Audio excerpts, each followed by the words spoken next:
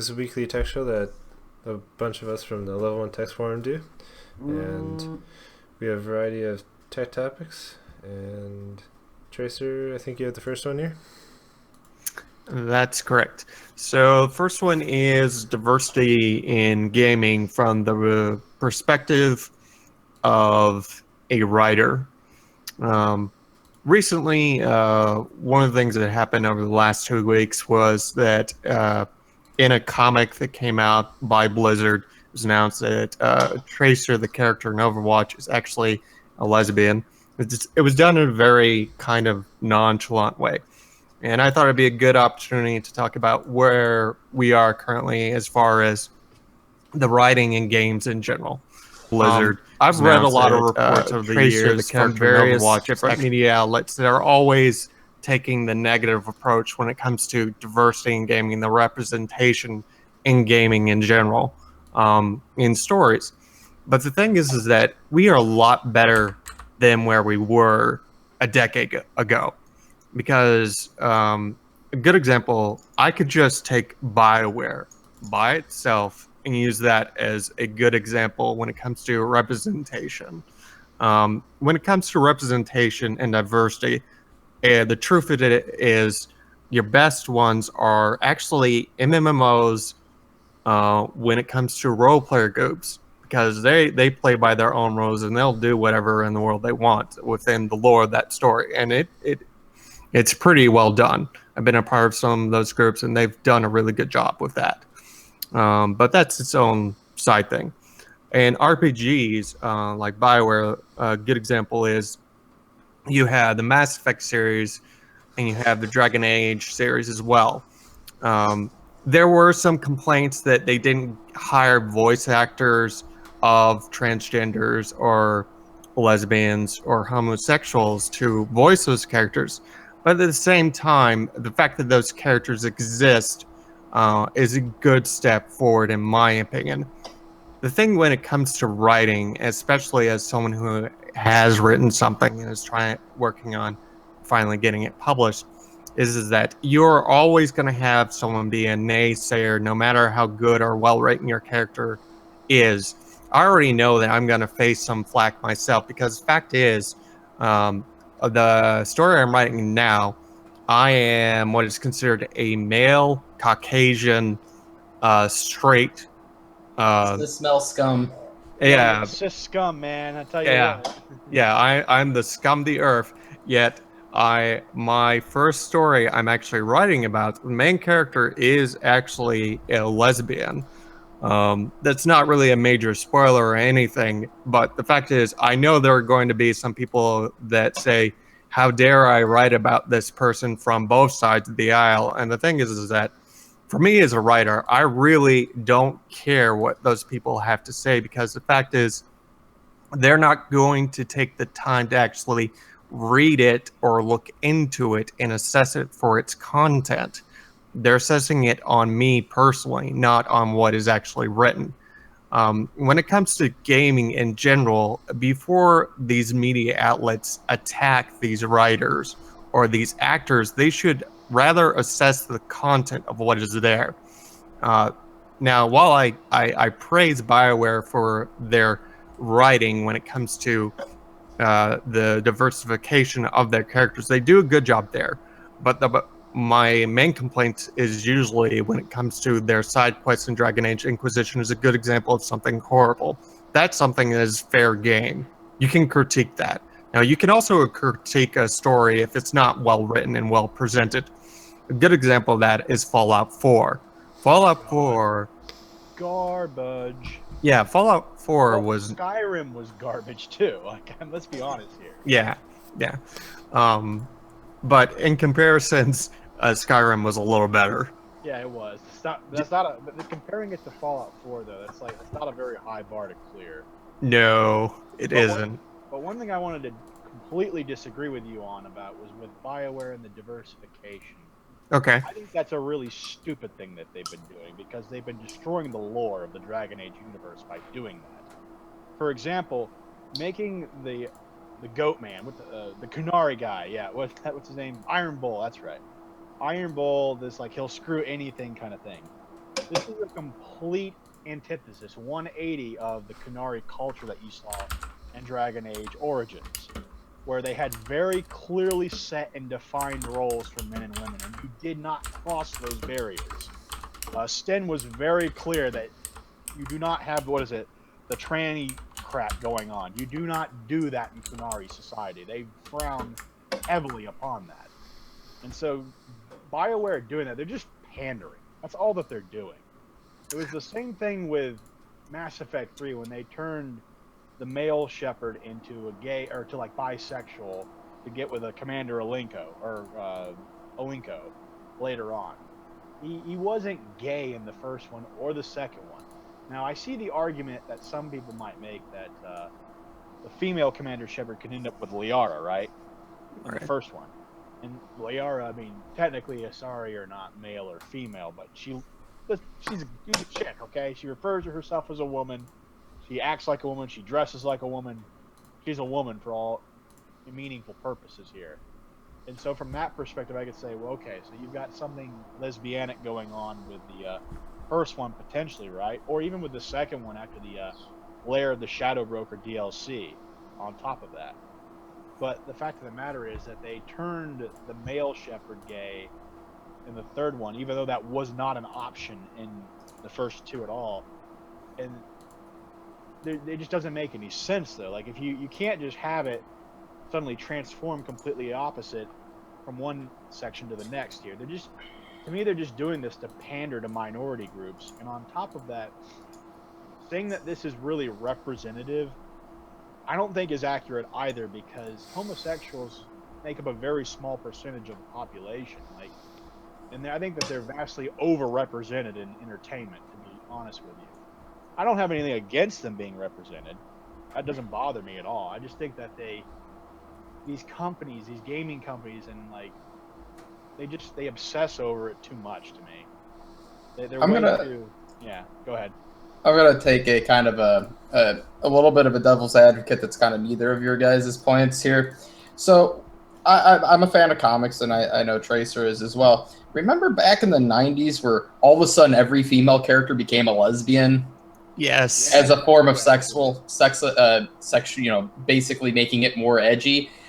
There's a certain part of Tracer being a lesbian that kind of reeks of that to me, but that's just the way I see it. I never played Overwatch before, so I have no clue. I didn't even know there was a story to this at all. Yeah. It's like TF2. There's side canon and stuff like that you can get into. Yeah, there's a comics that comes out basically with every event that you can read if you want to. But going back to what you said, Jajone, when it comes to respecting the lore, that is something I do agree with you about. That when a lore is established, especially the Qunari in Dragon Age, the fact that in Dragon Age 1 they look a certain way, and then in Dragon Age 2 suddenly, what in the world happened? Yeah, they look more like the Darkspawn version of themselves from the first one.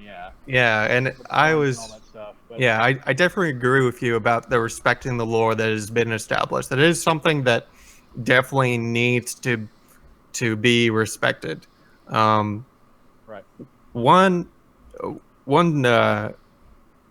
thing that I do find interesting when it comes to writing in general is that it's actually an interesting time for writers in the video game industry right now. Is you have these independent games that have come out that have been relatively successful.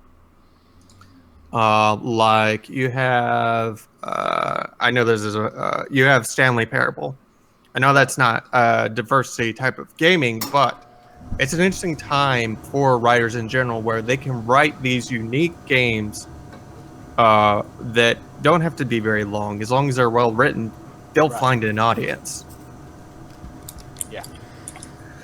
I would say stuff like that came out of the studio that did Bastion and Transistor are pretty good examples of how there's been a lot more creativity that's coming out of the storyline departments. Yes. Yeah, Transistor was really good. I liked that game a lot. Yes. Music was good too. But yeah, Supergiant. Yeah, I don't mind the again, I don't mind them putting gay characters or tranny characters or whatever they want to put in a game. It's their material. They should be allowed to do what they Yep. want with it. But when you do it like the way that they're doing, it's just classless. It really is unclassy, and it's stupid, and it doesn't make a lot of sense. And it just makes the whole thing seem disingenuous. Like they're just trying to virtue signal here. Look how diverse we are, and like they're talking about diversification in ways that really don't matter. Right. Like if we're going to be talking about what matters with human beings, it's not whether you're gay or not, or whether you are tranny or not. This shit's fucking irrelevant. It's about your behavior as a person, like how you treat your fellow man. That's supposedly what we're talking about in an egalitarian society, right? Where we see each other as equals, at least to some degree. I mean, I don't think we are equals, but because that's the price of individuality. People are smarter or better looking or stronger and things of that nature. But yeah, like all this. It's like just like, okay, you don't have enough black people, you don't have enough Hispanics, you don't have enough Asians. Like, I'm like, what? Why is this shit so important to you? Like, why do you care about this skin deep bullshit? And it just seems to me that they're doing it in a way that's so cheesy, it's so obvious. It doesn't do anything good for the stories, I think. So. Yeah, you could do an entire 30-minute video just on the subject and the concepts of artistic license and all that. It almost you make an hour-long video. There's plenty of people on YouTube who do. Oh yeah. But yeah, that's pretty much all I had to say about that. Tracer, you got anything else? No, I think we've covered it fairly well. On to the volcano.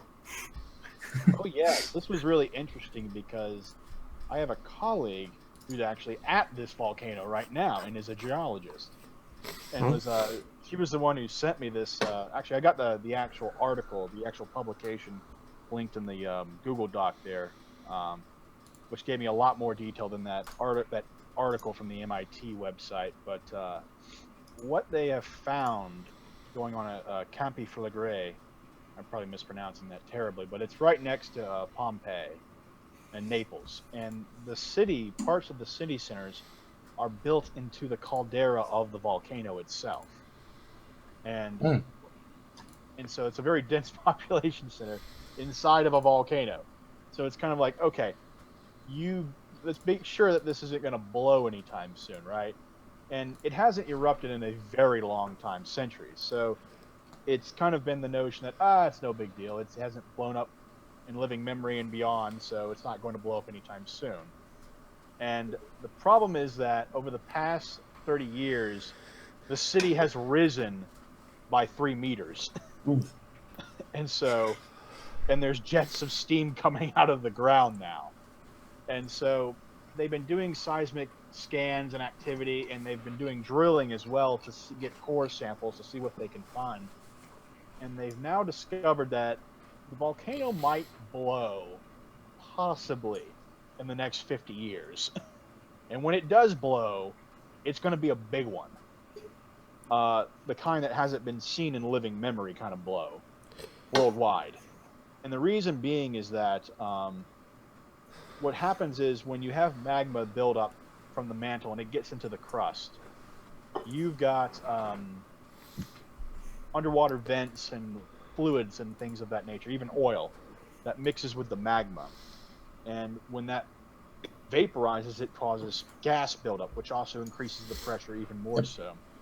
And so they found that because the pressure is so intense and the heat is so intense, that they actually found with sensors and with drilling bits that the steam that's down there isn't even steam anymore. It's actually turning into plasma temporarily, going back down into a gas, then going back up to a plasma, and like keeps going back and forth between the two. And what happened? They did an experiment where they turned steam into plasma, right? And they put the same type of rock formation, igneous rock that the crust layer is made of at that volcanic area. And they found that heat transfer from a gas into the rock is a certain rate. But when it's a plasma, because the electrons have completely abandoned the nuclei in this situation, that the collisions that occur from just proton to proton interaction are enough that it's not causing fusion or anything like that. It's nothing ridiculous like that. But the strong force, they get close enough that heat transfer is exponentially greater, specifically by 3 orders of magnitude greater, the heat transfer.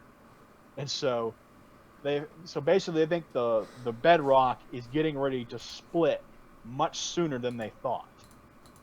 And so if this is accurate on a large scale, because they did it in the lab and it proved to be very true with like, a few hundred square meters of this stuff that they had set up in a big warehouse in a controlled conditions, and they had a control with the basic just steam versus the plasma, and going back and forth too. It is like, yeah, we think in the next 50 years, based on the depth of the crust layer, as well as the composition of the rock, we think in the next 50 years, like around, we'll say like the late 2060s or somewhere around there, maybe early 2070s, this thing's going to blow. And it's going to, if it does happen in that time frame, the pressure buildup is going to be so great, it's going to obliterate the city. Yeah, that's not good. That's not good at all. Because they thought it wasn't going to erupt. This is back in the 70s. They thought it wasn't going to erupt till like another 500 years is what they were estimating. And so they're like, yeah, it might be 50 now. It's like, oh shit, I guess I can't pass my house on to my kids now. That wouldn't be a good idea. It's like, or my grandkids or whatever. Yeah, a lot of those volcano areas, because of the ash and everything like that, are incredibly fertile farmland. So it's always that you always get people living near these volcanoes. So, and it's not as easy. It's to tell that many people to move is not just a snap of the finger sort of thing. So that's going to be difficult in its own right. In the area that's going to be affected, they think it's over 1 million people. Wow. So it's just over that.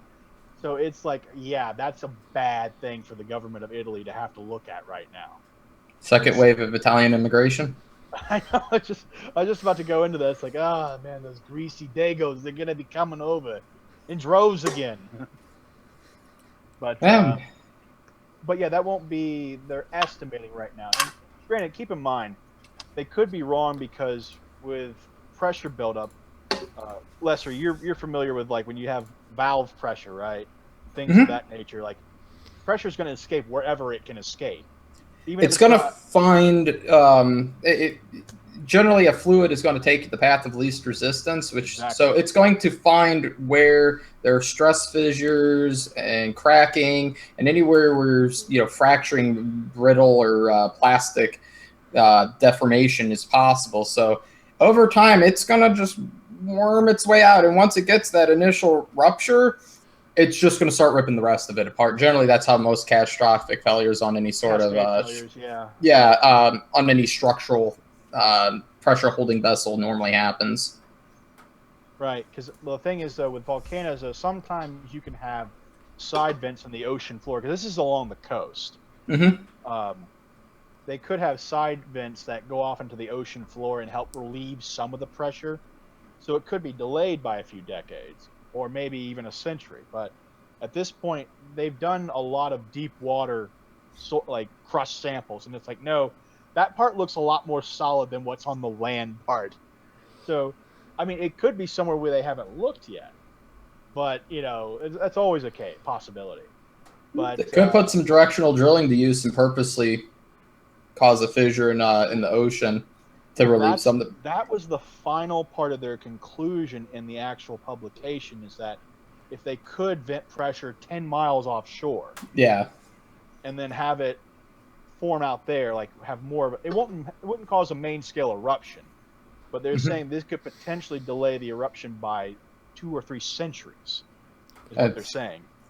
That's enough to at least eventually move people out of the area. But as hard as it is to move people, over in Pennsylvania, where that coal mine is still burning, and the city's just been permanently on fire for 50 years, there's still people living there to this day. So it is definitely easier said than done to move people. Well, the thing is, though, what was really funny about it, well, in a morbid way, my friend Angela, she's just like, yeah, well, Pompei's right next to Campi Flegrei. So it could get covered in ash again if it moves. It's like, yeah, if you don't move out, you might have even more statues behind, things of that nature. But yeah, the reason why this is a big deal is because the Pompei volcano is directly adjacent, but it's kind of like that was a secondary eruption when it destroyed Pompei, like a side vent eruption, not a main scale eruption. Yeah. This is going to be a main scale eruption. Like Europe's going to get covered in ash if it blows. That's how bad it'll be. Well, job security for archaeologists. Well, I was going to say that the main factor that they were concerned about is, of course, obviously weather changes. Yeah. That'll drop weather temps. Agriculture and things of that nature. And on top of that, you're going to get a shitload of sulfur dioxide poured out into the atmosphere, which, that reflects a lot of radiation back out into space, but a lot of what's coming in is going to get trapped more easily at the same time, too. Yeah, repeat of 1816, the year without a summer. Yeah. Yeah, I was thinking about Krakatoa when that blew. It was like, yeah, it was pretty unpleasant for people nearby or anywhere near. Actually, when Krakatoa blew, they had ash in London hit them. Yeah. So, but anyway, so yeah, that's a major concern for the Italian government as well as the EU, I guess we should say at this point, for them to take a look at. Actually, it's going to become everybody's problem somewhere down the line with an eruption that big. Because the last time the main scale eruption blew at Campi Flegrei was about 200 million years ago. And so it was the biggest eruption Europe ever had in that time frame. So. And speaking of Europe. Oh, yeah. Nice little segue there for Someone have a jet engine just take off there? Yeah, I was just wondering that, actually. Actually, our next topic is actually still in the science from before we got to the EU. Okay. Yeah, it's with the ozone layers being replenished, actually. This is good news stuff I was going to follow up with. You know how, like, over in New Zealand and Antarctica, back in the 80s, they had determined that the ozone layer was about roughly half the density that it had been 30 years prior when they had first started measuring it. And this was really a huge concern for a lot of countries worldwide because even though like nobody literally lives in Antarctica, so who gives a shit, right? But at the same time, fuck the penguins. Anyway, and fuck those assholes at McMurdo. But anyway, the concern though is that a lot of weather patterns are affected by air currents that flow through Antarctica. And so that could have a downstream effect that affects South America as well as even the Gulf Stream later on, which, in terms of air currents, not the actual ocean currents. But yeah, it was a major concern for them. So that's when they came up with the Montreal Protocols that were agreed to back in the 80s. I think it was 87 they agreed to it. The ban on CFCs, yeah. Yes, chlorofluorocarbons, because carbon-based halogens have a very interesting set of chemistry that occurs where it requires cloud formation, the water vapor buildup as well, to really go nuts. But the chlorofluorocarbons have a really powerful propensity to break the O3 bonds in ozone. And the reason being is that the fluorine is so electronegative. It has the highest electronegativity of any element on the periodic table. Because it has the 7 electrons in its outer octet layer. It wants to fill it completely. And on top of that, given its small nuclear size, so the binding energy is really high, yeah. Extremely high. The strong nuclear force, yeah. Yeah, and on top of that, it enhances the electronics as well, the electromagnetic force as well. So it will rip electrons off just about anything. And so when it hits the O3 molecules, oxygen's very electronegative as well, right up pretty close with fluorine, but it's not as strong as fluorine. And it's going to rip one of the oxygens off and bind to it. And so it requires water to support vapor with cloud formation, be part of that as well. But the chlorofluorocarbons really persist a long time. They act like a catalyst. They'll rip the oxygen off and then rebind back to the carbons. And so the process just continues and continues and continues and continues. And so you can break several million O3 molecules with a single molecule of chlorofluorocarbon. That's how potent it is. And it has a long lifespan as well before it will degrade. And so that's when, like Lesser just said, the phasing out of CFCs is finally this past, back in 2015, this article came out in 2016, but in 2015 was when they first got the data that said that the ozone layer over Antarctica, it wasn't a hole. It's not a complete hole. It's just a significantly reduced layer in the shape of a hole. It's reduced back to normal levels by more than 4 million square kilometers. So it's getting close to where it was well before the 80s now. So, oh, wait a moment. We actually have good news out of 2016? Yeah, exactly, right. I thought I would throw that curveball at you and just say, hey, fuckers, something good happened. How about that? Yeah, there's good things in 2016. Fuck you, Lesser. The only thing that bums me out about the banning of CFCs is I miss my chlorinated brake clean. That you could clean anything with that. Toxis is all get out, but that stuff was so good. Yeah. The magic of chlorine. Yeah. But long story short, they found that this was by the British Antarctic Initiative or something along that lines. They went over there and they measured in the months of September and October because that's when the weather patterns are most stable in Antarctica. And so from there, they looked in there and they did spectroscopic analysis of the layer with satellites as well as from the ground, and then also measuring with chemical vapor deposition strips that they use out there. They fly them through planes to the atmosphere at various levels. And so they're like, yeah, the ozone's definitely rebuilt itself quite a bit. It's 4 million square kilometers smaller, this hole, than before. And it won't be completely gone in the next couple of years, but maybe in like 15 to 20, it'll be right back to where it was before we started using CFCs for, things like refrigerators and things of that nature.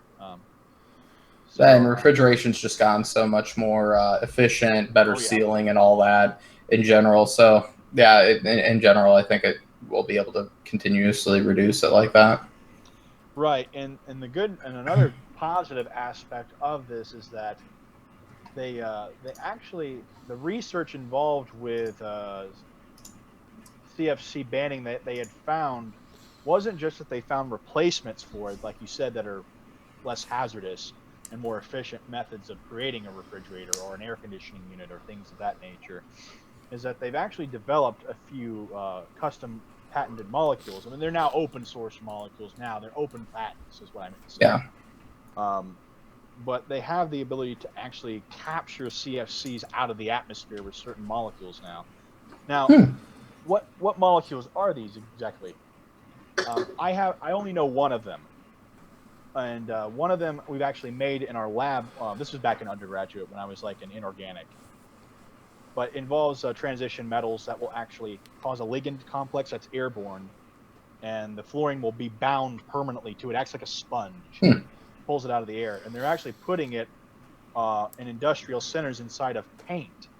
So that when you have the output of toxins and things of that nature from like a plant or something like that, even though they're not using CFCs, they're putting it out there so that if it gets in the air, if there's any in the air, it will literally have the largest surface area, yeah.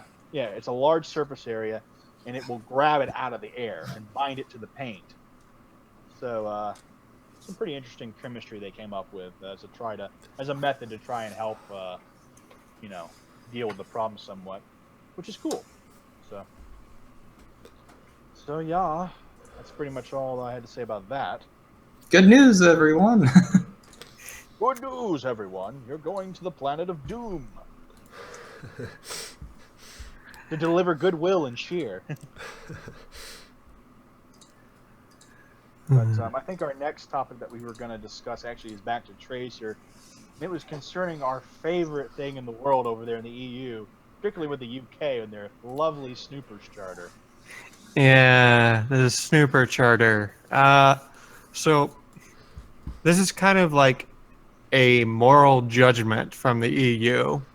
The EU basically said, "Hey, Snooper charter is illegal," but the thing is, the UK is leaving the EU, so it's kind of like a moot judgment. Um, Whether this will result in sanctions or fines from the EU remains to be seen. I don't really see anything coming from this. I really don't. It's what I call a here's a moral judgment from the EU that really doesn't matter. But Right. it kind of does in a way, because it puts there are other nations that are still part of the EU under notice, saying, "Hey, You can't do this. you can't do something like this." So it does create a legal precedent of sorts for the members that are already a part of the EU. So it's kind of like it's kind of good, but it's a moot point for UK. UK is still kind of doomed at the moment. They're not Doomed. doomed. That's not. I'm sorry. I disagree with that completely. Well, They're not They're not doomed. doomed. That's such- Well, they're still stuck with that law, as I think. Yeah, is- they're stuck with the law at the moment. That's a Right. better way to put it. Yeah, because I mean, I don't approve of at all, obviously, of what the Parliament is doing over there. It's just that right now I think that they're in a really weird transition point Yeah. right now. Yeah. So it's gonna be a very unpleasant time. It's like going through puberty all over again. They're just gonna be like, okay, we've got half the country wants to be back with Europe. We got the other half that wants Europe to go fuck off. And we've got the government here, which doesn't give a shit what either side wants, And they're just doing stuff no one wants. Yeah. Yeah, exactly. So it's like a lovely little soap opera. The way I see this is like the EU basically said what everyone always already knows and can't do anything about. It's like the next thing the EU is going to say is slamming your finger in a car door hurts. Yeah. Like that's about what that ruling sounds like. Well, it's funny because there was an EU regulation that was putting on there that they had demanded that people put on manufacturers of glue, especially like rubber glue stuff, like they have labels on there that say ingestion will cause death, and horrible illness. Do not put in eyes. Do not feed to children. Like you have to put all these labels on it. It's like people have Down syndrome or something like that. It's like, well, I mean. Yeah, thanks so much for your brilliant assistance right there, so that we don't feed our children rubber glue. Thank you so much. I don't understand how the UK thought like this was a useful bill, and the UK is a little interesting because of the way common law is, and yeah, they have major pieces of of government regulations, of course, going all the way back to the Magna Carta, and then there's other major documents as well. It's just I don't know, like. I don't understand how this is what we want to do, but our government does the same thing on stuff that how did you come to this conclusion? I do not understand your train of thought. Well, the problem is that I don't know about the UK. I just know that here in America, I was watching on C-SPAN when they were discussing concerning a lot of the metadata that was being collected from ISPs who were compliant with the NSA. And they were asking them, okay, do you have any evidence that this data has been used to actually prevent a single terrorist incident? Can you cite one example? And then they couldn't come up with one. They literally couldn't come up with a single one. And then the author, they were trying to use it to justify based on the language used in the Patriot Act, was what their legal reasoning was for why they were doing this. And then the counter argument from the other opposition side was brilliant because they brought the author of the Patriot Act with them. And he goes up there, he says, no, this is illegal based on the Patriot Act. You can't do this. You still have to have probable cause for a search warrant. You can't just take this data regardless of whether a person has a warrant attached to them or not. You can't do that. Like the language of the bill does not permit you to circumvent the Fourth Amendment. And so they're just like, we don't care. So go screw yourself. Yeah, it's just wild. Well, I mean, I get the impression that it's the appearance of safety. Well, my problem is that it's almost like it devolving, like we're devolving into like what we make fun of third world nations for, having no rules, right? You know, it doesn't really matter if you're part of the regime or whatever. You can just do whatever you want, kind of thing. And it's, you know, it feels like that's kind of what we're devolving into. Like we're no longer a nation of laws. You know, and I think that's like a catalyst for just shitloads of corruption. Because if you can because here's the way I look at it. If you can violate the Fourth Amendment, why can't you violate any of the others? Why are they more sacred than the Fourth? Next thing you know, they're going to start housing troops in people's homes. Or I was going to say right now with trying to, you know, because this is another argument that's could be its own video entirely, an hour long easily, but concerning the issues of social media trying to censor opposition voices that aren't far left, you know, wing. For example, you have Twitter banning conservatives or like libertarians and things of that nature. I mean, some of them are obviously shitheads who say really fucked up shit. But you get into an interesting spot of it's their service, their private property versus the concept of a public forum, and that's a whole can of worms right there. Oh yeah, it's complicated and it gets really tricky. But on top of that, I mean, we look at like the just this past election cycle, you know, and how utterly insane the bias was. Like they weren't even pretending that they wanted to even consider that they were both really fucked up candidates. It was just, no, it's just Trump who's really fucked up. It's just Trump who's really fucked up. You saw a bit of that on both sides, but yeah, the entire thing was just nuts. The state of media and data, I don't even know at this point. It's no different than trash talk that girls in high school have about each other. That's what it's devolved into. It's pretty much all it is, and that's why my thing is that this is another reason. This ties into something that seems unrelated at first, but how television services are so outdated and antiquated. We don't want these garbage television packages where we have a bazillion and one channels that we don't want.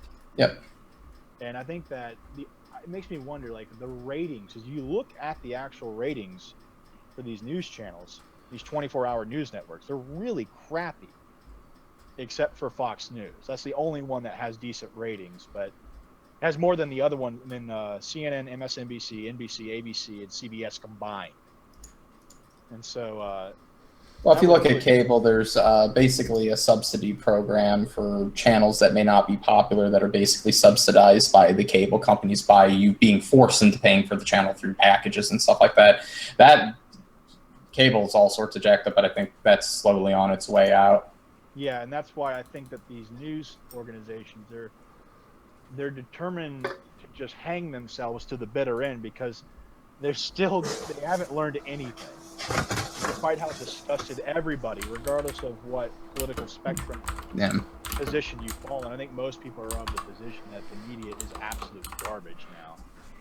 And so my wondering here is, like, how long till they face a monetary penalty that phases them out? The market will eventually catch up. New media is definitely something they're scared to death of. Fake news. Yeah. So... how about that Star Citizen? Worth the world's worst segue. Oh, yes. So worst segue ever. Yeah. So this is my topic as well. So this one was an interesting one that happened. I need to give a disclosure here when it comes to Amazon. Full disclosure, I am someone that has tested software and products for Amazon that they have made themselves. I've actually done that. I was a beta and alpha tester for I was an alpha tester for their live streaming service, for their video service before it launched, as well as for their music service before it launched. So I need to give that disclosure before I talk about this. I also was a bug tester when it came to Lumberyard, so I know a little bit about it and getting it up and running. I wasn't the only bug tester. I need to get that out there. I was not the only one. There were several of us. Yeah, I would think. I would Yeah. think there's at least more than one. Yeah, there's a lot more than just one guy. But Poor Tracer, you overworked, boy. I know I don't get paid for it either. So, anyways, this one was a really interesting move. Star Citizen released 2.6 recently, but it's running on Lumberyard. That was the really, really surprising, kind of shocking thing.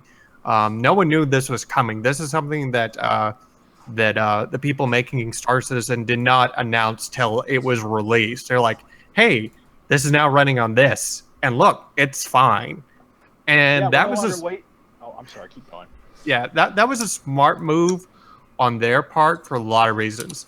The fact is, when it comes to Star Citizen, people are going to nitpick anything because it's an easy target. It is an easy target when it comes to that type of stuff.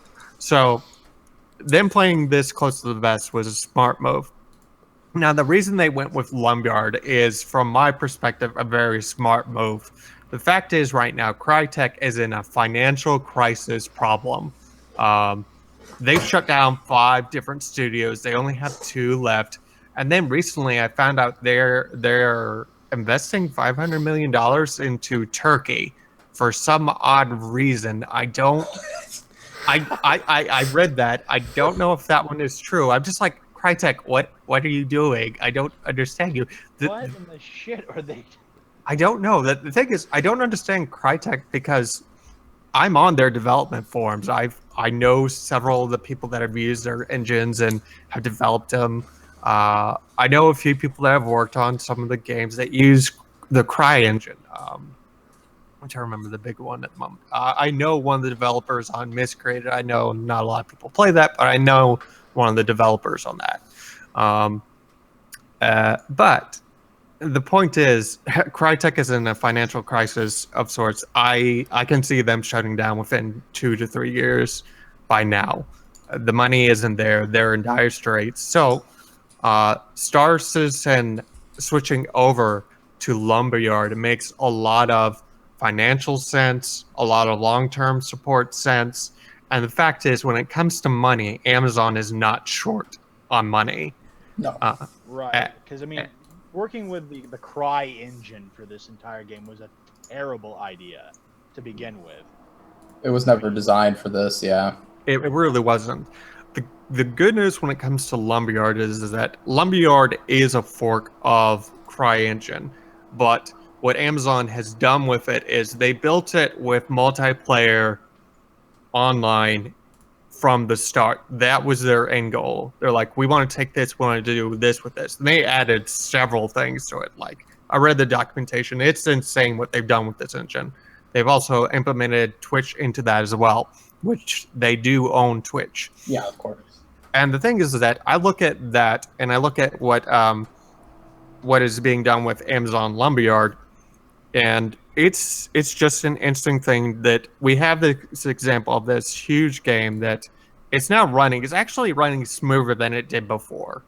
Yeah, I noticed that a lot of people were saying that on the forums, on the Robert Space Industries forums. They're like, yeah, this is much smoother than I had with last edition. Yeah, it was fairly common when I was playing it beforehand that it would crash in the hangar. Now it's not. So just a small thing, really. But when it comes to engines in general, it's an interesting time when it comes to gaming. And I think Amazon is one to watch when it comes to gaming, because if there was one company I think that could compete with Steam, I would say Amazon could beat Steam at their own game when it comes to shipping out games. I think they really could do it if they wanted to. Amazon's one of those companies who understands to get out of the way, like Valve does. Yeah. So it's going to be interesting to watch and see, you know, what is the end game here? Who's going to use Lumberyard? What's it going to do? It's going to be a couple years before we really see what the long-term effects of this is going to be. But I just thought it was a very interesting thing just to bring up. I'm perusing through some of their developer documentation right now, and I think I may have I think something makes a lot of sense here is because Lumberyard ties into Amazon Web Services. Yeah. And I think Robert's Space Industries may have hit the point of, do we have the server horsepower to run this? Now, the only game that's similar to this is Eve, and it's a monstrosity to run. I've read some of the dev and hardware reports and some of the stuff they have to do to get all that running correctly. Is this may be a move to offload some of the server load off onto Amazon, which would make a lot of sense on their side because you don't have to build a server farm yourself to run the, Right. to actually host the game. And of course, Amazon benefits because they make money off it. So I think even on the netcode side, I think I see some of the reasoning behind why this shift over happened. Yeah, and when it comes to their server side, they are one of the juggernauts. I Yeah. mean, a lot of people use their servers. Oh yeah.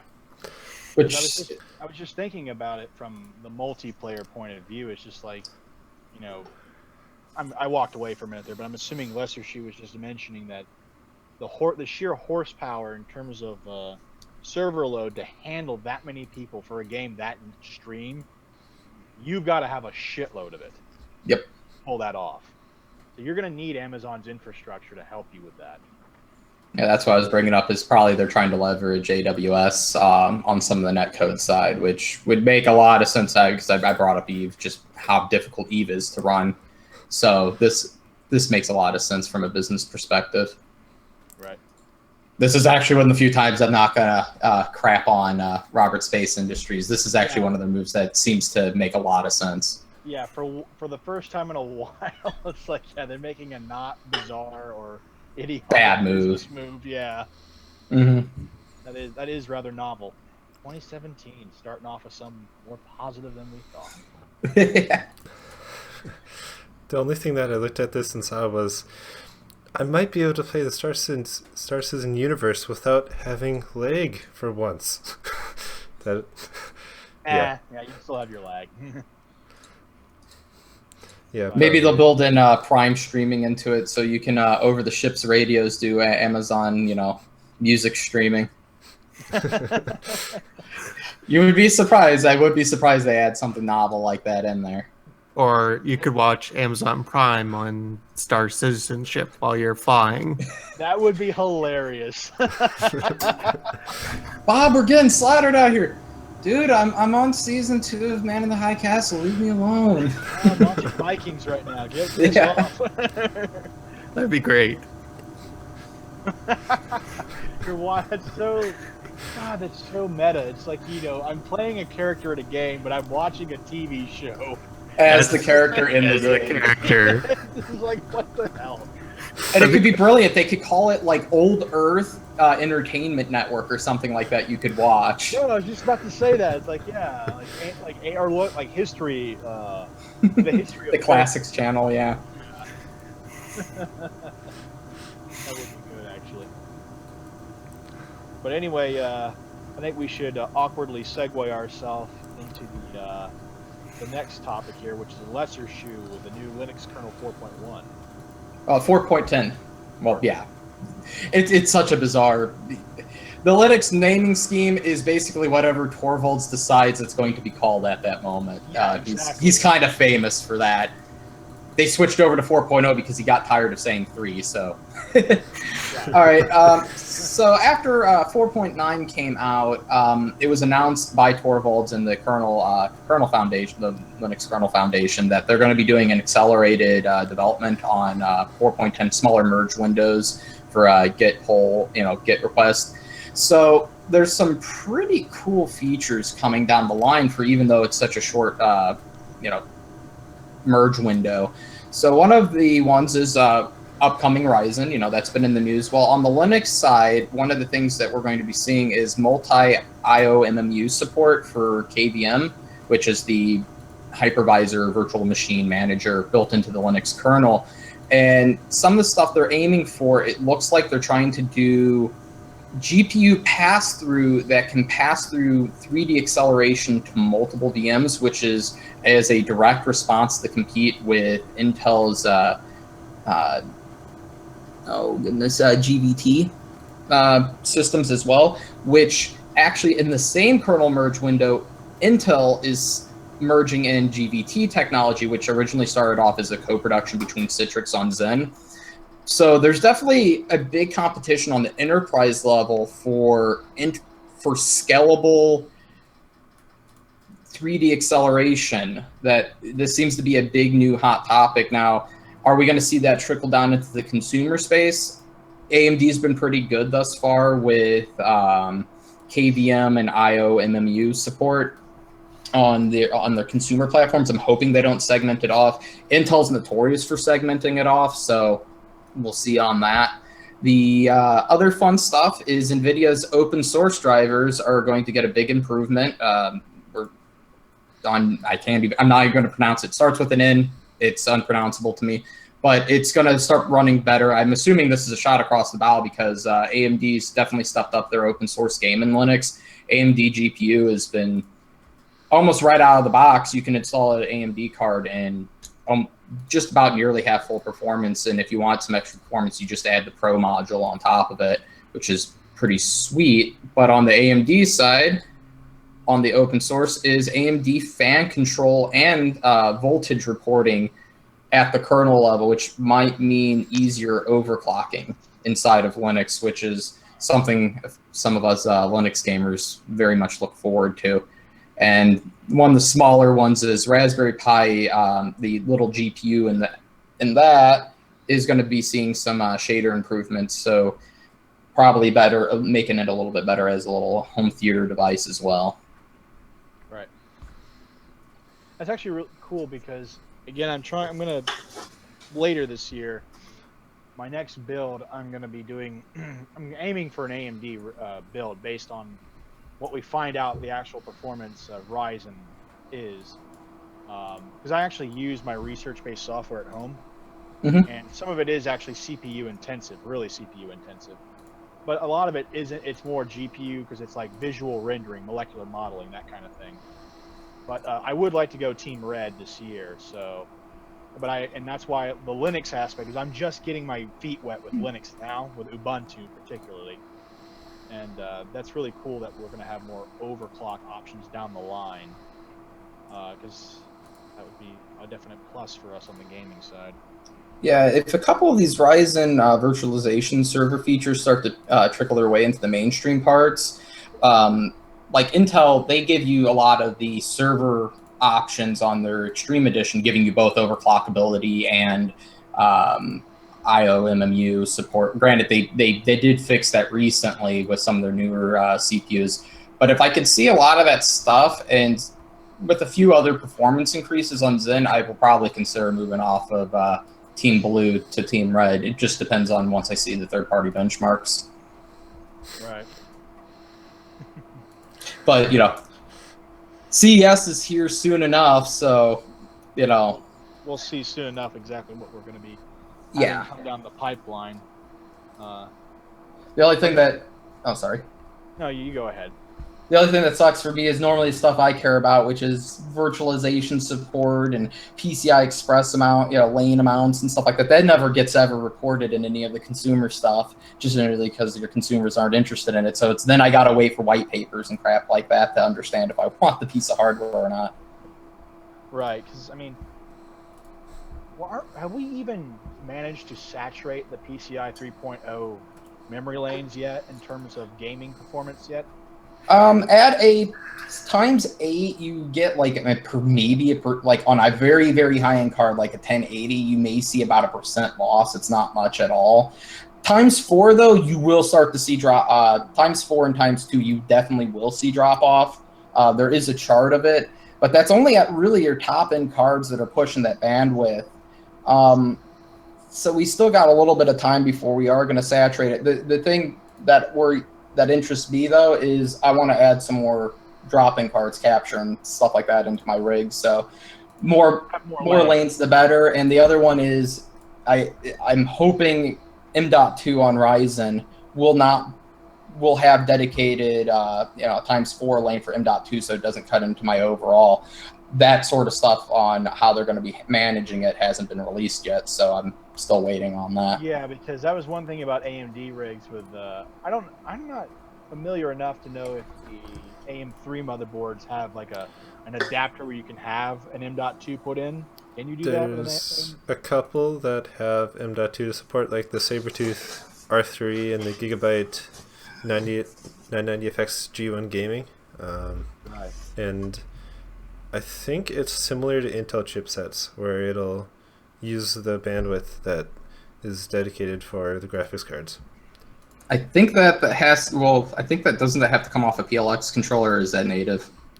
I'm pretty sure it's native because it just uses the chipset. So okay. Well, as somebody who's on a laptop now that uses NVMe M.2 drives, like it's a night and day difference in terms of your load times, your boot times. Oh yeah. Things of that nature. So they need to make sure that that's top tier with performance there to really edge out a bit on Intel. And again, like Nugget Ninja said a few episodes ago, is that AMD needs to maintain the significant price advantage over Intel so they can take back a significant chunk of the market, especially on the enterprise grade, to get back into server farms and things of that nature. They need to not just be a cheap option, but a cheaper or more affordable but powerful option. So if they can get their power consumption, especially on their Opterons, under control, because even if something's a little bit more expensive or just slightly less powerful, that power savings, especially when you're talking large server farms, large clusters, high performance computing, that the couple of watts here and there start to add up real fast when you're having thousands of them in one facility. Your AC bill is going to be significantly different. Yeah. And your AC and power bills. So I'm interested to see what ends up coming out of that. Yeah, me too. Because I kind of always enjoyed those little memes about, oh, Father, it's so cold this winter. Turn your AMD system on. We'll be just fine. It's like, put your hands by the heat vents. The other fun stuff for CES, I'm probably willing to bet there's going to be some Kickstarter and Indiegogo drama. There always is. Probably someone will get bought out after they show off some Wizardine thing, and then they'll get bought out and find out there's nothing there. That happens every year. Right. Yeah. So how long have they been showing the foldable, rollable screens, and then where are these things? 5 years later, where are these? A couple of years now. Years. And then CES is well, let's just go ahead and hop into. We're talking about what we may see at CES anyways. Yeah. The thing with CES is that CES, I like to refer to it as potential things that we may actually get coming out this year. There aren't many products that are shown at CES that actually come out. There are a few, but most of the time they show prototype of things. A good example of that is Blu-rays were first shown there many years ago. HD Blu-rays, same type of deal. This year, we are likely to see some things that are coming out that are currently out, like more. Hopefully, we'll have a standard for HDR televisions and monitors, because right now, when it comes to HDR, we have a total of 3 standards. 3. Adobe has one. What are the other ones? Adobe, then there's HDR Premium, and then there's HDR 10. Those are the 3 currently. Now, going with history, my money's probably on Dolby. Is going to be the one that wins, because they've won out on various standards before, and they're good at that sort of wrangling. They're good at herding cats. So I agree with you on Adobe. Dolby, I mean. Dolby, Dolby. The thing is I know that Sony worked with them on that, and the fact that you have someone who makes movies and makes television is backing it up, it's likely it's going to become the standard. Yeah. Now, if DTS was one of the standards, then I'd go, well, then there's going to be a war between DTS and Dolby. But I think the other one, one of the HD standards, HDR standards, is what I think GE, and the other one is Samsung. Yeah. So I think the fact that they're vendor specific is going to hurt them. The fact that Dolby is moving more as a generic, anyone can use this with a little bit of licensing, well, it'll probably win out just purely because of that. Yeah, you can't have 3 different standards when it comes to the Blu-rays, the HDR super special Blu-rays coming out, because that would just be like, what do I get? Yeah. And knowing Dolby, they'll probably do a bundle deal. If you license their surround sound technologies off them, hey, you get HDR at a discount, and that'll be hard for a lot of production studios to turn that down when you're getting the discount on both the HDR standard and on Dolby Atmos thrown in as well, which is their new surround sound format. That's the other thing I do intend to I'm expecting to see is pushing Dolby Atmos, which was the new big thing in theaters the past couple of years. I think there's going to be more of a concentrated push to bring that in, because the last year they showed it, but on very, very high-end models. You're talking receivers that were like $5-10 grand. You're going to see that coming down more into the $1,000 home theater range where normal people can afford it, where you're going to start seeing people getting like 11x2 surround sound systems. Yeah, and then the other thing is, we know that NVIDIA are going to be there, and Intel, and AMD. Speaking of things, Vega preview. Yes. Well, I was going to say, concerning this with NVIDIA, I was thinking we're going to see more driving car stuff. Yeah. Visual recognition, object recognition, what do they call it? Virtual memory or machine learning. That's what they call it, right? Yeah. We're going to see a lot more of that. They may have an active demo we might see this year, because last year the rate at which the car improved they actually recognized objects better than a human did at one point. That was actually really impressive.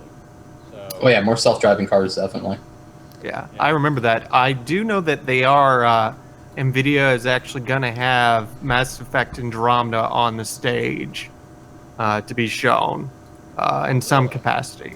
I don't know if it's going to be anything new or how they're showing it, or if it's going to involve GameWorks. I don't know. GameWorks. Yeah, okay, yeah. But it'll be interesting. But yeah, I'm really excited to see, AMD saying, hey, Vega. We don't know what capacity, but Vega. So I want to know more. HBM2 or bust. Yeah, yeah. Now, as far as I know there are some people that are going to speculate. We're going to see the 1080 Ti at CES. I don't see that happening till July, because of the fact that, generally speaking, when it comes to the Ti models, they don't usually come out till a year after the main ones.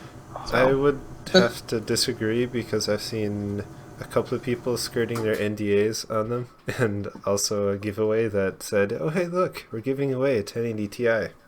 I didn't know that. Oh wow, okay, that's kind of funny. Either, actually. That's funny. I think they probably got accelerated just because of AMD's move here. The other thing I probably would be willing to bet is you're going to see some new sort of either GameWorks feature, whether it's some sort of weather or particle physics or whatever, or you may see probably a new NVIDIA GeForce Experience feature that they're probably going to show up, because they gotta bring something to the table, because AMD just did that big slideshow on all the features that's coming in, the Wattman stuff and everything we've been seeing with the new drivers. So I think NVIDIA is going to fire back with a couple of new features on their own, right?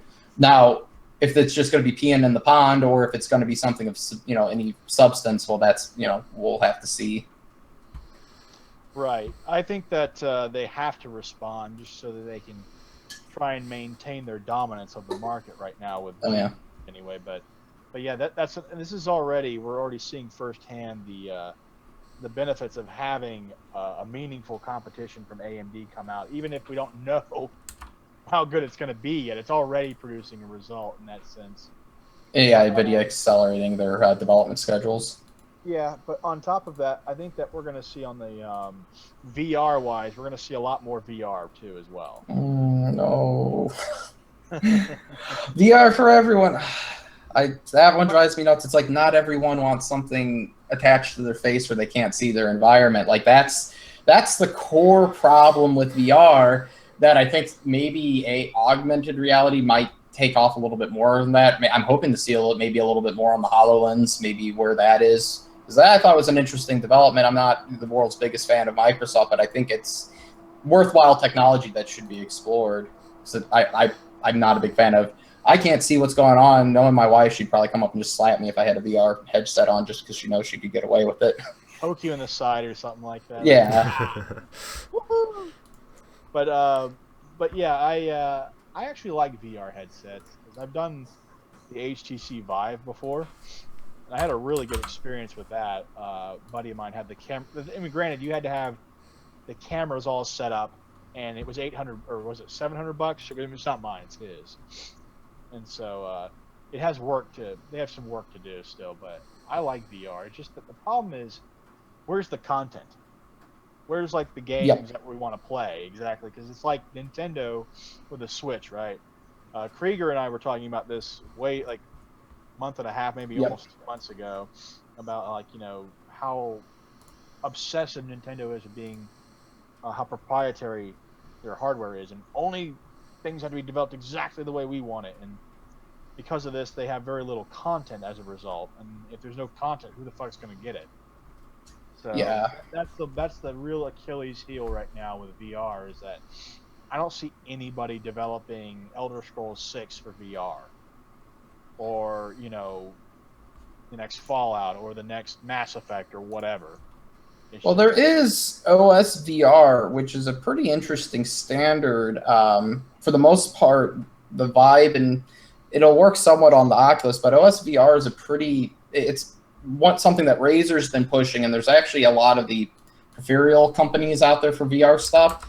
They've put their hat behind that, and just because of the way Valve operates, with generally being fairly open, and most of it's all interconnected, that actually might be, if we can get some standardization on the API calls. And I'm hoping that maybe takes over, because then we'll probably see a wider adoption once there is a standard that pretty much everyone can agree on. And if it starts to get agreed on, that'll basically force Oculus to adopt it, whether they like it or not, because if they don't, they'll become irrelevant. So, right, because developers want to have as few variations in their development as possible, so that they can be more effective and get things done quicker and cheaper. So yeah. The one that I'm going to bet we're going to see at CES is, I know Bitdefender already has a device that does this, but we're going to see IoT security appliances that are going to come out, and they're going to do interesting things, either on like Zigbee or Z-Wave, some of the automation bandwidth spectrums out there, and also dynamic real-time monitoring of the system. You're going to see basically little snort boxes, more or less. I wouldn't be surprised if Cisco launches something that could a consumer thing that possibly does it, because Cisco owns Snort now. That was actually something that happened not too long ago, as they bought them out. Because of all the doom and gloom that happened out of this year, I think a lot of the IT security companies are seeing an opening in that market, and right now Bitdefender is the only one who has anything in that market. Yeah, they do. I'm actually it's kind of surprising when it comes to Bitdefender right now. It's because I've been invited to test something for them. I can't really talk about it because NDA, but as far as the security of Internet of Things goes, they've written several different articles about the dangers when it comes to internet securities and the need for a standard and all that other things. And really, when it comes to the Internet of Things right now, I think I agree with you that we need to see a secure Internet of Thing devices, because otherwise it's going to continue to be exploited over and over and over. I mean, my TV that I have behind me is a smart TV, but I secured it. A normal person wouldn't know how to do that, because it's not foolproof. You have to know what you're doing to secure your own smart devices. And the same thing is, I have networked, I have lighting over Zigbee, and also networked HVAC controls where I live. But what I've done is all that runs locally, and there's no it accesses through the internet out a hub that only has one port open, not 1,000 other ones. Some of the ones where individual light bulbs are Wi-Fi addressable with their own MAC addresses and are on the internet. It's like, who thought that was a good idea? It should all go through channel through one box, which, Bitdefender called this about a year before it happened, and they released the box. And I bet you any money, a lot of these other companies realize now, and a lot of these security companies and router companies are now realizing they're behind the curve on this because of the fear of what's going on. They just opened up a brand new market. Right. Yeah, that would be nice to see, though. To see them not have massive DDoS attacks via IP cameras. Yeah, it's just like, yeah. Yeah, IP cameras shouldn't be self-addressable by the internet. They should go to a DVR. They're connected over LAN to a DVR, and then if you want to individually see each camera, you connect to the DVR and you look at it, and the DVR can have a proper firewall and all that. Because yes, there's still the ability for someone to come by and either doing, via spoofing or, evil twin type of attacks, they could probably connect to these things locally, but that still falls under more of a physical security than an IT security problem. So, I think that's also going to be one of the pushes. You're going to see a lot of the individually addressable stuff go away IT-wise, and you're going to see more of a push for hubs, because Amazon has a hub. There's Smart Things, which is graciously very heavily funded by Samsung. You're going to start seeing that. Samsung, I know, is already talking about putting Smart Things into their TVs, so the TVs can act as an IoT hub to try to keep everything else off the internet, that there's only one or maybe two devices that actually communicate out instead of everything. Right. It's kind of like having fewer entry points to have to guard. Yeah, and then through there, along with there's less updating and things like that. Because do you want to have to do a firmware update on every single light bulb and wall outlet you have in your house? No. It makes more sense to just do it all through a singular hub that can be corned off via firewalls, packet sniffing, and all that. So I think that's where one of the things you're going to see a shift in the IoT focus this year at CES is it's going to be more hub-based, and along with more of a everyone's going to be bragging about how secure their stuff is. There's going to be a lot of bragging, like, don't get me wrong, they're going to say it's uncrackable, and next DEF CON, someone's going to go, really? No, You it's sure about not. that, hombre? Yeah.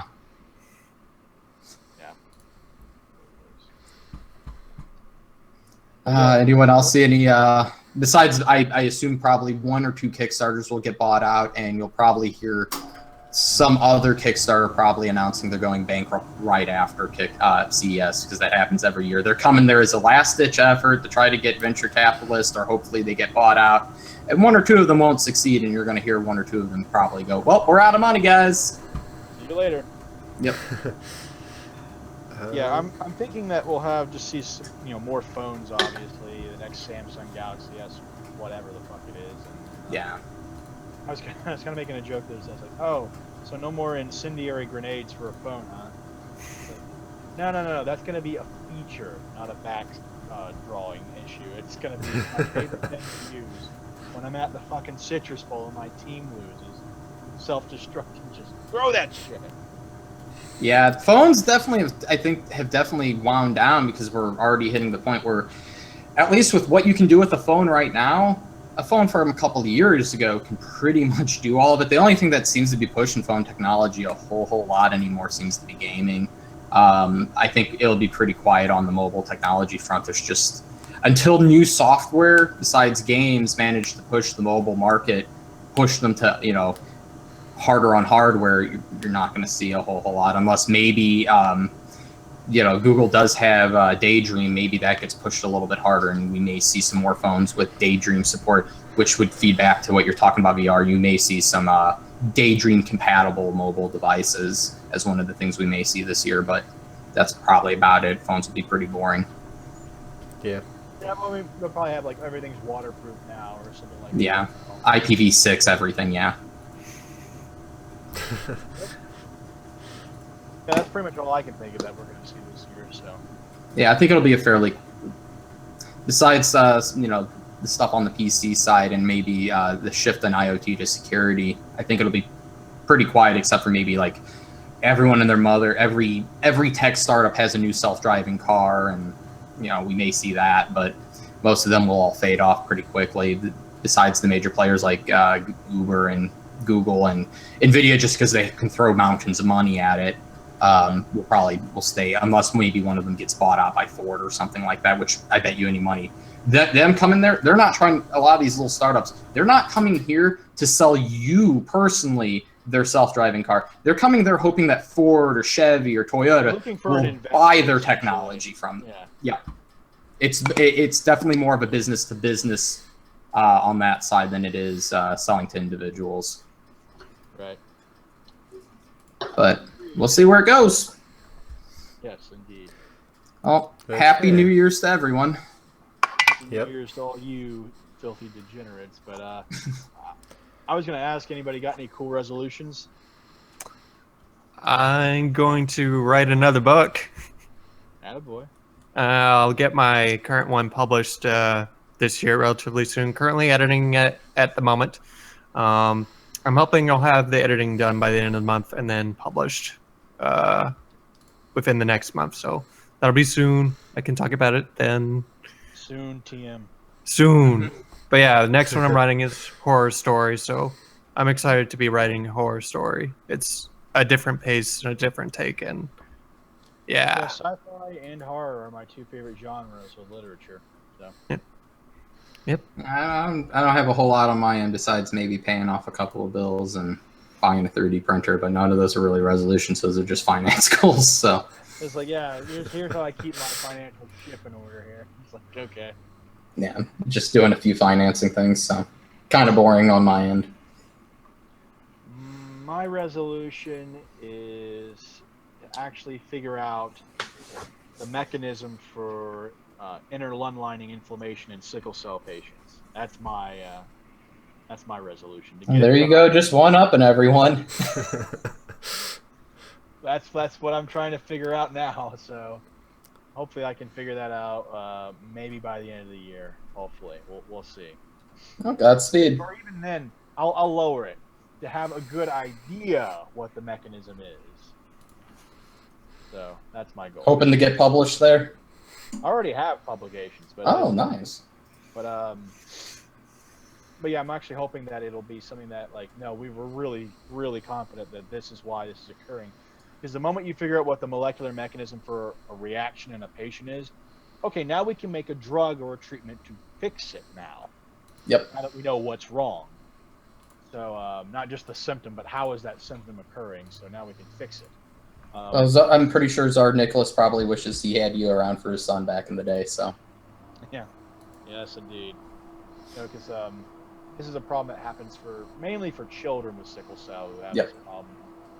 They'll just, out of nowhere, they're fine, and then bam, their lungs inflame, and it hurts like hell to breathe. Like they've got needles in their lungs, and causes a lot of pain. So got to figure out why that's happening exactly. And blood transfusions help with it, but at the same time, you got to do that every month. And still, kids hate needles. They fucking hate needles, especially having blood pumped into them. That creeps them out. As well it should. So it'd be nice if we had something a little less invasive going on to help out with that issue, assuming that there is an option for that. But anyway, Caveman, what about you? I don't know. Blah. Whole fuckload of nothing. Get your CS:GO Gold status back, man. I never had it, so I don't need to worry about that. Oh, fuck it. Now I'm thinking of when I was off CS:GO for like over a year, and it's like come back, and I've lost my status. It's like gone down, and I was like, no, oh god damn it! All those hours I wasted. On the competitive side, I guess I'm getting more competitive in Planetary Annihilation again, so I might be doing ranked play again. Yeah, don't have it. Give it a try. I want more people to play with. That reminds me. Planetary Annihilation, same development team. A lot of the same guys from Total Annihilation built it. So if you ever played that back in the 90s, The game is very much large-scale RTS and your ability to multitask. But Yeah, I've played it. It's fun from what I played. Of course, I haven't gamed too much because of all the writing I've done, but I enjoyed playing that game. That was especially a bit taking a planet and then going like meow, smashing it into another. another planet, yeah, or turning a planet into a Death Star, or yeah, Good times. A planet-sized projectile. yeah. You can slam moons and asteroids into people. It's a lot of All fun. enemies vaporized. It's like, yeah, we couldn't have fired a nuke. No, we have to smash a planet into them. I'm looking forward to Endless Space 2. I wanna try that out this year. So, not planet smashing, but something somewhat similar, at least from what that sounds like. Anyway, I'm assuming you set up empires or something like that. The game is more of a, and I'm assuming we're probably cut at this point. We're just BSing, but no, the game is more army versus army, but on a solar system scale, and you can just use a bunch of stuff available to you. You'll end up harvesting entire planets of all the resources in the process of trying to kill the other guy. Yeah. Yep. Fuck that other monarchy over there. I will. It's also on sale right now, just in case if anyone wants a new 85% RTS. off. Yeah, 85% off on Steam. Yeah, I just saw it. Mm-hmm. One of the guys I play with is he at one point was ranked number 3 in the world, and he's the one who's taught me how to play. So Nice. Advertising your scholarly skills in this game, huh? yeah, I'm nowhere near as good as him, but yeah, definitely, I'm picking his brain as much as possible to get better. Gotcha. I got you. Yeah, the only thing I have is I play a lot of World of Tanks, and it's fun, but it's also pisses me off a lot because with random matches with random people, there's a lot of dumb people. Oh, I played War Thunder for a while. I played it for like 4 months or so, and then I eventually just one game I log, I say something in English, and all of a sudden some Russian goes Yankee go home, and the entire team of Russians just keeps killing me over, just getting team killed by them because I'm not Russian. I was like, okay, I'm done with this game.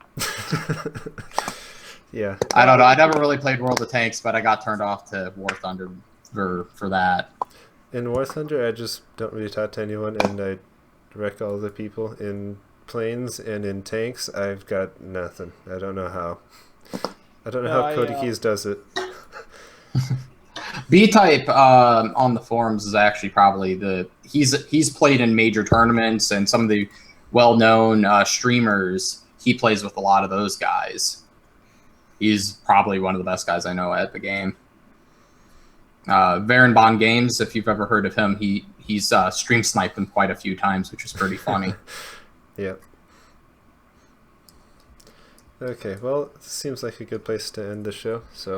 Yeah, I was about to say probably before I mentioned Planetary Annihilation, this is a decent point to cut, so. Yeah, so. All right, guys. Well, I'm glad that we actually got this up and running, and I didn't sleep through this one, so that's always nice. This one didn't run overly long either. We pretty much finished up at, I think the 40-minute marker, and we've just been kind of BSing for about 20, so. Yeah. It's not overly long, and not too many people where it just turned into Tangent City. Right. Yep. It's been a while since I've been on one of these, but I do remember some of the earlier ones where to move past one article almost took 30 minutes in its own. And it was just bad. Yeah. I was looking back on those early episodes. I was like, ooh, yeah, man, that was rough. But let me do a quick outro. So thanks everyone for watching. Okay. And we'll be here next week, probably. I love you. Bye-bye.